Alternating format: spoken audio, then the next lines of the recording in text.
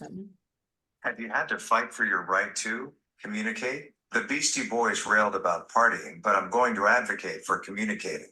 Specifically, I'm going to make the case that non-speakers need better communication partners. And to be better communication partners, teachers working with non-speakers need better training. Getting Yes. teachers to acknowledge that talking isn't the only way to share information or show intelligence, and to be patient in exchanges with non-speakers, and to know how to help with spelling and typing, would be epic. So let's do it. It's important to realize that communication is a challenge for many on the autism spectrum. According to Healthline Media, around 25 to 30% of children with autism are minimally verbal, meaning they speak fewer than 30 words, are unreliable speakers, meaning they often don't say what they mean, or they don't speak at all. A recent study looking at 3 national datasets of autistic elementary school students found that speech and language therapy was the most common therapy they receive, and 85% do. The University Center for Excellence in Developmental Disabilities estimates that 1/10 of all students in special education classrooms use an augmentative and alternative communication, or AAC, device. Not only do these things cost a lot of money, they also add lots and lots and lots of stress onto school, which is stressful enough. My school district spends roughly $1.7 million on speech and language services every year. That's in addition to approximately $6 million on autism support. Some serious spending. Actually, it is really incredible. Let's just make sure it's spent as effectively as possible. And right now it isn't, at least not the portion spent on non-speakers. A blistering critique of AACs, specifically computerized ones, from 1996 had it right, that these devices add complexity into an already complex situation.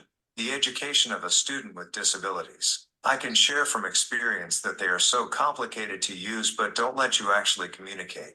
Don't we think communication is the whole point? I do. So let's focus on the natural victories and play to non-speakers' strengths. That means the right communication tools and surrounding non-speakers with well-trained communication partners. The tools are easy. The training is hard. The only tools I've found helpful are a pencil and paper, a laminate, and a keyboard. But they work best if I'm working with a really good communication partner. This is huge. I can't stress it enough how essential this is. Non-speakers can only be heard if they're communicating with someone who knows how to listen. And listening to a non-speaker, I'd say, takes some getting used to. The good news is that we know just how it's done. According to Jennifer Kent Walsh and David McNaughton, the list of skills and strategies include, the A, use of extended conversational pause time or expectant delay.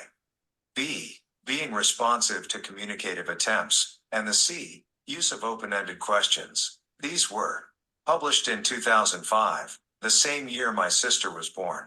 She's now in college, so why aren't these better known by now? The problem is the lack of appreciation for the communication partner role and even more the lack of training for it.